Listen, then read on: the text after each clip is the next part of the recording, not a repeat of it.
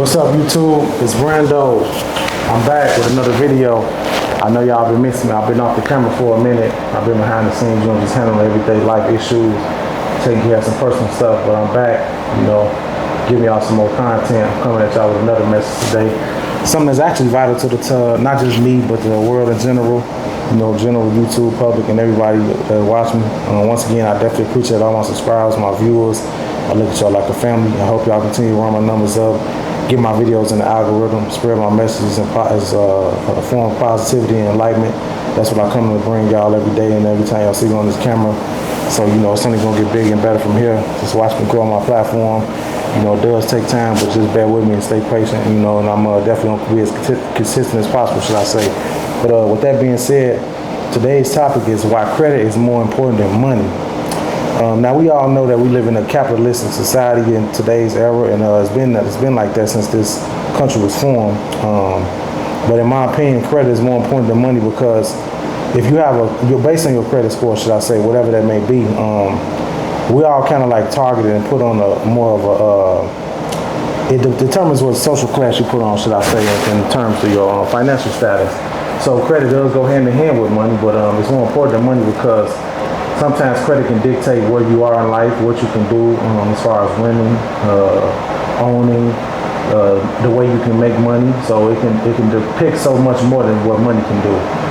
It navigates your life a little bit, it kind of navigates life in a more of a specific way in a matter of different genres of life. So I did research a lot of facts upon this. I've been through this myself, still young at that, so I can't say I know everything, but I do have personal experiences. I come from a family background who had little or no knowledge on credit and financial literacy, but I did get a lot of game coming up on credit and from people that didn't have the highest credit scores. And I did learn from research and knowledge and from engaging in certain partnerships and activities and should I say throughout the years and meeting people that did have credit scores and had the same entrepreneur mindset as me that we all understood how important that is, should I say. So I just kind of give y'all a backstory and some history on how I kind of got introduced to this as I was a child, how I found out how important it was and what it means to me. When I was young, I grew up in a more of an impoverished, high crime area, drug infested, a lot of gang activity, violence, things like that. So, it wasn't, of course, we all come from, I'm sure if you from some of the same areas in different cities like me. I'm from Chicago, but I grew up in an area where, like I said, there was a lot of high crime and high poverty as well. So, a lot of opportunities for a lot of upper class and wealthier people wasn't there for us. So, everybody just made it however they can. My mom, she worked. She still do to this day. She worked a job, to provide for me. She put food on the table, paid the bills, provided me with the best of the best. Paid the life insurance and things like that. But we never really spoke about credit. She never really knew much about herself. She did know how important it was, but she really didn't get the knowledge and the verbal aspects of what it really meant in life from, her being, one and only children just like me, and also from coming from that generational cycle of financial illiteracy that, was passed down to me.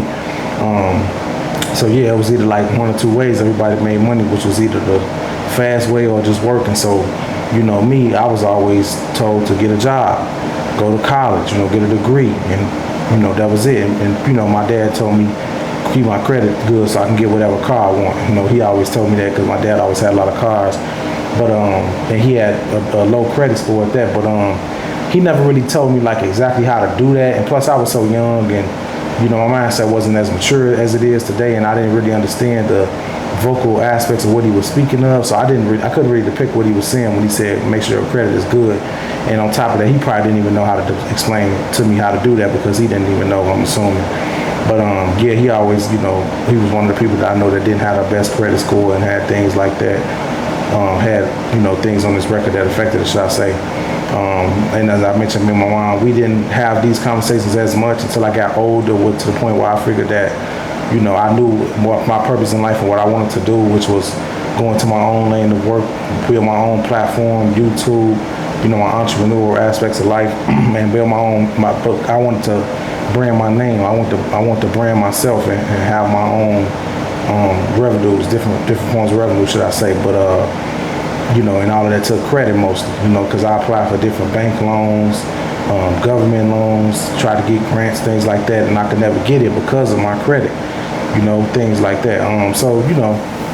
But yeah, like I said, yeah, credit, it was always something that was, and it goes with financial literacy as well. I just grew up not really knowing much about how to handle money, because it was never really provided like that to us. Money just came and went. We was always conditioned and programmed. Not only my family, but I'm sure us as a people, a lot of y'all seeing this can relate. A lot of us was conditioned and programmed mentally to just work, pay bills, and just basically be slaves. And I wouldn't say slaves for lack of better terminology. I would say more so like puppets, and just conditioned to reprogram ourselves and our children, our future families, to continue to run the machine for the government and for the world that controls us. And we wasn't really taught at a young age to go out there and conquer the world and become something better. We wasn't taught to become our own bosses and CEOs and entrepreneurs, discover our own talents, to endorse those things that we have inside of us, and to eventually one day, if we do work, not work forever and put money behind for ourselves, to endorse ourselves, brand ourselves, market ourselves. We didn't know anything about capitalism, financial literacy, how to make money, put it into things that really generate more money. So that's something that if you grow up in an urban society in a high poverty area, and you came up in a lower class, you probably don't really know much about it until you do research on your own with things. Of course, now we have social media, the internet. We got a lot of things at the touch of a button that gives us access to a lot of this knowledge. So that was a blessing for me, because that's what I used it for when I did come across the social media and the internet at an older age. Of course, probably in my teenage years, especially in college. I will speak on that as well. I'm gonna get to that later in the video. So yeah, I just kind of, didn't really know much about the things I know now, and I didn't know how important that was until it started to affect me personally. Especially when it came to me trying to inform my own brands. And nothing in life is free, and that's another thing that it taught me. Without credit scores, relationships, and things like that. But yeah, I just feel like it kind of determines like where you're at socially. Now some people could use this in a bad and more so in a negative term, or a negative mental state, should I say. They can take it and run with it and place themselves in they can use that social class, of which I personally don't run with. I don't really use that terminology. I'm just using it because this is more of this is the American society of what's being promoted. This is what we hear. So I don't go around saying this or bragging upon, or even if I was to be, when I become who I am, when I become who I'm destined to be, should I say, I would never say that I'm in a social class or in a higher upper class. When I become rich and wealthy, I would never put another person down because they may not be who I am. But there are a lot of people that do that based on their credit, financial gains, businesses, the incomes that they make, and the things like that. So material gain, and I don't agree with that, because I feel like money don't make a man or a woman. They make the money. That's what we are here to do, and God put us all here to be blessed in all different ways, and comparison is not the right way to go. So yeah, it's like everybody do things that beat their own drum, but it's all about what you want to do at the end of the day. So I had to learn that as well. But I did research some statistics that shows also our credit and debt goes hand in hand. So I can pull that up as well. And this is from the Motley Fool. I believe this is an article or a website. I'm not sure, but I did research this. I believe it's a website. It says the average American household debt is around $105,000.56, according to a recent report from the Motley Fool. It says this figure includes mortgage debt, which makes up the largest portion, as well as auto loans, student loans, credit card debt, and other forms of personal debt. And when I read that, I was kind of astonished and stunned by that. I was like, wow, because over 6 figures in debt for the average American household is kind of crazy, because when you think about it, most people don't even make over 6 figures, and it could be a household full of adults. Even it could be a family full of people that can be a household with 2 adults with children. And even if their children grow up you know, it depends on where they are in society, how they train mentally with money, the opportunities that they have at hand, what they do with their own lives. But you know, us as, you know, urban and black Americans, that's kind of like a rare number. You know, we don't see that a lot. Not saying we ain't successful, because we are. We definitely have a lot of successful, you know, people in our culture. So I salute everyone that's, you know, going above the expectations for us as a race, because we've always been, you know, since post-slavery, Jim Crow laws, civil rights, you know, slavery and stuff, we always been the least amount. We always been the least amount of people to exceed and excel, should I say. So anyone that's promoting and showing and excelling in black excellence, I definitely salute you, and I want to make sure that's known and always represented. And I also want to be a part of that culture as well, not to flex or stun or nothing like that, but to let it be known that, you know, it can be done. We can grow out of the circumstances where we come from, no matter where you're from and what you may be a part of or what you may see, you know. And I also told myself that as a child that, you know, I seen a lot. I seen the negativity. I seen the, you know, the fast money. I seen legit money. But even the legit way, I came to see that wasn't for me either, because I just didn't like working. I didn't like the people. That's something that you know, we all got to get money how we can. You know, sometimes you got to do what you don't like to do what you can in the future, just to do what you want to do and to do what you know, what you're destined to do. So sometimes you do got to make those sacrifices, but at the cost of your own freedom, your mental torment, you know, the things that I went through, I wouldn't suggest that, because it's much more to life than that. And it's a lot of ways to make money nowadays, and that's something we got to take advantage of. And I encourage people to do that.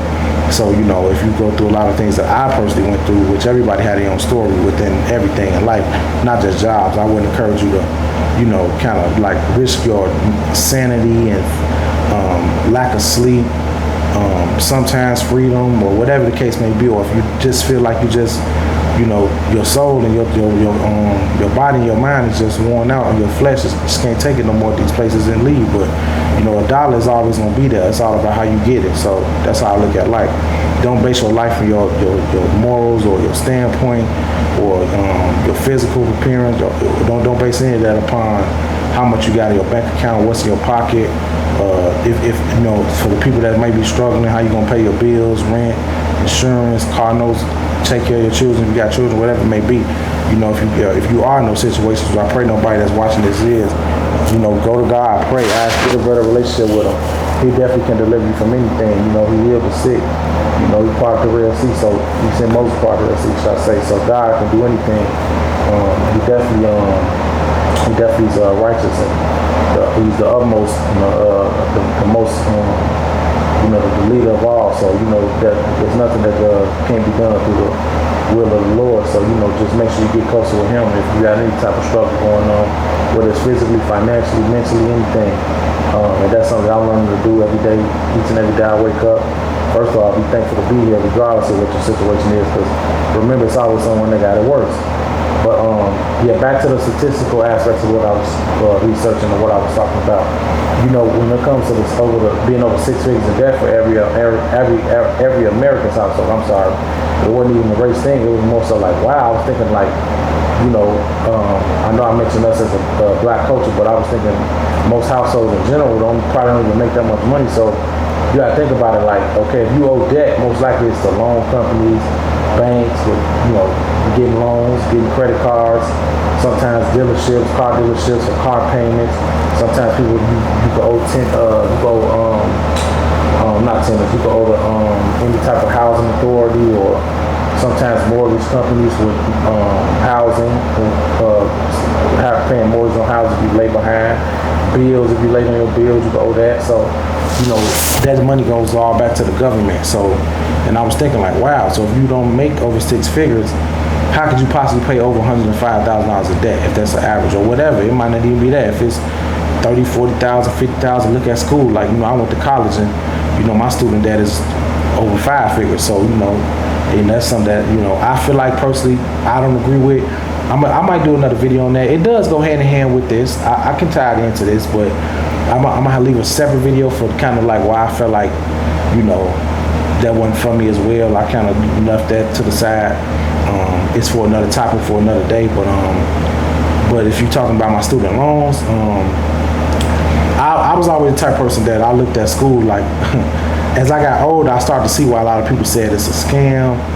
Not really in person, I ain't hear that because that was promoted, you know, and I understand, you know, that's all we knew coming up, especially the people that seen that, you know, education is the key, and which it is in today's society. I'm not saying it's not, but I feel like it's really all about what you want to do. You know, if you want to work and, you know, put, you know, your time and effort into another person's company, or you got a true passion, which I would suggest more than anything, then, you know, of course you need the education and the skill set and the training for that, which costs money. I don't agree with it because we know nothing in this life is free. It costs to live and die, but to be in so much debt just to get training, and sometimes not even training, you know, to get so much, to be in so much debt to get a degree to put on your wall, just to put that you have that on your resume to go to fill out multiple job applications, that sometimes, you know, it could be a gift and a curse. And even in today's economy and society, the job market is failing. So, you know, sometimes I feel bad for like my cousins that's going to college.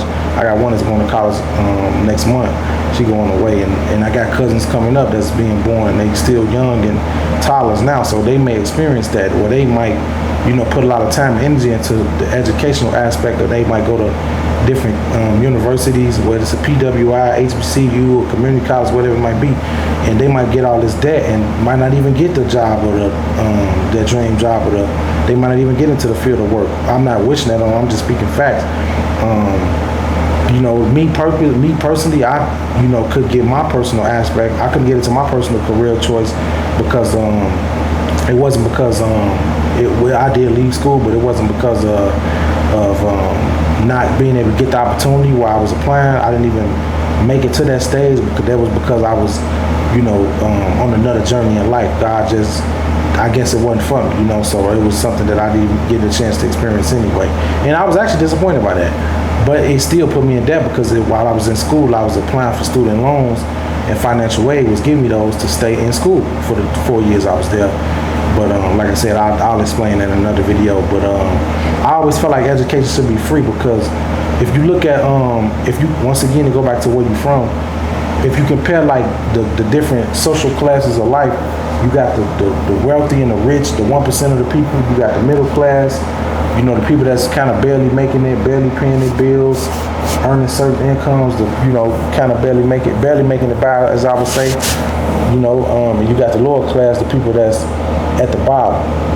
And now, if you think of lower class people, you would think of the poor, impoverished, you know, the people that come from the hood and the urban communities like us. Well, you know, we don't have a lot of things that's at our disposal besides like government assistance, and even that's getting ready to be kind of dismantled and departed from a lot of people that don't have the correct eligibility for it. I've been doing research on that too. I might also include another video on that, so y'all be patient with me. But you know, like Section 8, low income, food stamps, you know, Social Security for certain people, things like that. A lot of people may not get these type of things if they so used to just sitting back and not doing nothing, or they may be used to them like paying low rent. If you got Section 8, it goes according to your income. Same with low income. So, you know, that's where I come from. I'm used to that. You know, I haven't necessarily paid it myself as of now, but all my family members have, you know, so they might, you know, who knows how that can affect them, and who knows how it can affect other people. So, you know, that go back to the debt. So like I said, they go back to the society where we come from. And you know, if it's like that, I was thinking like, you know, the possibilities of you know, just getting to that next level in life is lower for us. And like I said, it's not impossible, but it's just, you know, it's these classes exist for a reason, because it's a capitalist society and it's all about money. So, you know, like I said, I was thinking about when it comes to the economic aspect and, you know, the job field, where everything is just, you know, it's not looking how it used to be, when you can get a job so easy, or, you know, you may just need to fill out an application and have a good resume and you might be in the door. You know, it's probably going to take a little bit longer now. You're going to need more resources. You know, education, it may not be enough. You know, and that's been proven. I actually know people that graduated college, they got bachelor's, master's. Some people got a bachelor's, a master's, a minor, 2 or 3 degrees, and they still, you know, looking and applying and trying to get they're trying to get that foot in the door for that dream job, or for the stuff that they in debt for, and they studied all this time and stayed up late nights and all that. So I was like, wow.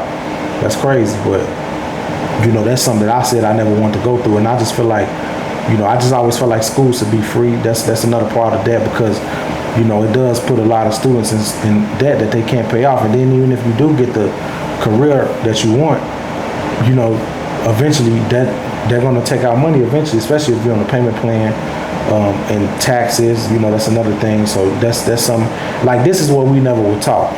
If you come from, like I said, the urban community and society, where if it's lower class and middle class, you're not going to get taught this unless you homeschooled or in private school, and that means your parents or your family 9 times 10 they were rich and wealthy, so they got money to endorse your education how they feel fit, or what they feel fit is best for you, and that will mean your future will 9 times out of 10 be more privy to success. So you will already be more embellished on the righteous path of financial literacy. You wouldn't have to figure things out through life. And sometimes, don't get me wrong, the more mistakes you make, or when you got it tough and when you got it hard in life, that builds you and molds you up into the person you're destined to be, as opposed to somebody that's spoon-fed and kind of got a family that got a lot of money, or they rich and they wealthy and they come from a big house, or they got the best education. I'm not opposing anybody like that. I don't got nothing against them, but you'll just see the characteristics. We got a little more hustle in us, as opposed to somebody like that probably just, they don't know nothing but just get everything handed to them, or they got everything laid out on the table like us. We just got to go get it and make a way. Or of course, everything ain't for us, so y'all do what y'all choose to do. Me, I know what's best for me, so I do wait on God, but I do got the hustle and ambition in me. It's like, okay, when it's time to move and get up, I know when it's time to get up. I can pay bills, I make my money, I can go look for a job, I can, I'm doing YouTube. I do got to be more consistent with this. So I'll take accountability for that. Y'all, I got a life outside of this though, so I hope y'all understand. I'm sure y'all do too, and any other content creators that might be watching this. But debt is something that's really serious. It goes hand in hand with your credit score, because see, the more debt you put in, the lower your credit score is. The lower your credit score is, the less eligible you are for renting, buying, owning, whether it's a business, whether you're trying to endorse your business like me, whether you're trying to get a loan. Also, what I've experienced with that is, it's more so, and I don't mean to bring race into this or make it like a race war or nothing like that, but that does play a factor in when you're talking about the economic aspects, or when you're talking about getting loans and businesses and things like that, because you can take a person that might be from a certain race, or might have a bloodline full of economics, but their credit is bad, but they may get a loan that you might apply for, but being your race and you don't have connections with banks and lenders and people that have wealth like they might have it, they'll look at you like, okay, well, now you don't deserve it, or you can't pay it back. We don't see you got we see you got, you might not have anything on your credit history that shows you have you've missed out on payments, or you late on payments, but just for the fact, like somebody like me that's young, trying to start a get into the fashion industry, start my business and multiple businesses at that, I got denied the loans from the government, I got denied from the banks, but who knows, I'm sure they gave several other people the same loan that I tried, the same grant that I tried to get, so that's what I'm saying. It could be like that, it could be a race thing, who knows, but like I said, credit is very important in today's society. It's something that ain't talked about a lot. I feel like that. I always told myself I wish this was something that was discussed in school, because school to me, I feel like when I was in grammar school, high school, and even college, I really didn't get the education that really provided me knowledge on life. I always felt like it was the bare minimum, and it was, my mom and my parents was just paying for something just it was really nothing that was, should I say, diligent enough, that was going to provide me a lot of information in society where I can excel. So, I just had degrees and diplomas on the wall, and it's nothing. I couldn't take anything from the classroom and apply it to life outside of that to this day. So I was like, what am I really going to school for? What am I learning? There was nothing to me in class that I could really apply. I mean, I know how to spell, I know how to write. Of course, I probably could have taught myself how to type, but because I'm just such a I'm self-sufficient, of course, but I'm somebody that's very good with, I'm a very good speaker. I'm someone that's Of course, y'all can see very diligent with talking. You know, communication is one of my great skills. So, you know, I'm someone that's always been very, you know, intuitive. I like to learn. I'm someone that, you know, keeps my eyes and my ears open. You know, you know, I'm always very, I'm a listening person. I'm someone that loves to write anyway. So, you know, when it comes to using technology and things like that, that's something that school didn't teach me. You know, I was already using computers at my aunt's house on the desktop. So I just did it in school because we had computer class in probably like second grade or something like that. Like I said, so a lot of stuff in school when it comes to like biology, chemistry, algebra, calculus, physics, and things like that, you know, I really wasn't into a lot of that. It didn't interest me mentally. It wasn't really something that sparked my mind, and I really didn't care for it, honestly. And then on top of that, I really can't think of a way that I can apply that to real life because I wasn't going to go into a workforce that needed any of that. So that's another reason why I didn't see what value it brought to me. But if I was to learn about capitalism, financial literacy, how to make money and manage it, the taxes, how to file taxes, you know, if I was taught about credit, getting business loans, credit loans, how to increase your credit score, paying back debt, getting us prepared, getting the college, especially when we was in high school, getting college students prepared to pay our credit college debt. I'm sorry. If we was, you know, talk about the ways of the world, especially when it comes to finances, health, how to put the right foods and minerals and vitamins in our body and to digest what's healthy instead of, you know, what a lot of different races of people come over here to feed us, especially with the different restaurants, the foods, the high corporate brands and all these companies that we digest because it's affordable. When you think about the urban communities, everything that's around us is affordable for a reason because it's not healthy. You know, whether it's food, whether it's drinks, whether it's, you know, some people do drugs, some people, you know, even drugs, the pharmaceutical companies. It's quick access. It's always fast food, fast, you know, whatever. It's a convenience store, so it's fast. Convenient means easy, fast. Fast food, it's easy, it's quick to get.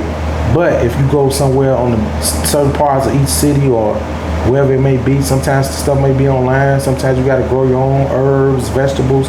You know, get a blender to make different drinks and things like that, different shakes and smoothies. That costs more money, you know. And a lot of people that's from urban communities I was speaking of, used to the government assistance. They don't have money like that. So what do? We buy food that lasts.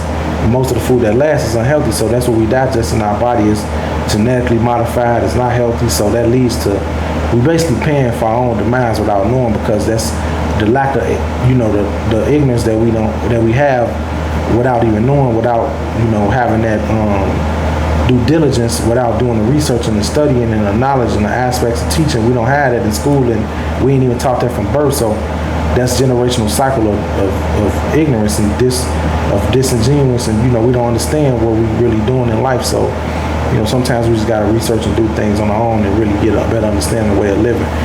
But yeah, man, you know, all this stuff go hand in hand if you ask me. But, you know, back to the main topic though, credit goes hand in hand with money, but it's more important than money. It definitely depicts you, and it depicts your life in a lot of ways. It affects you. It affects me and you. I'm learning how to manage my credit score. I want it to be perfect. It's not perfect, but it will be one day. It definitely affects me with my brands and my businesses.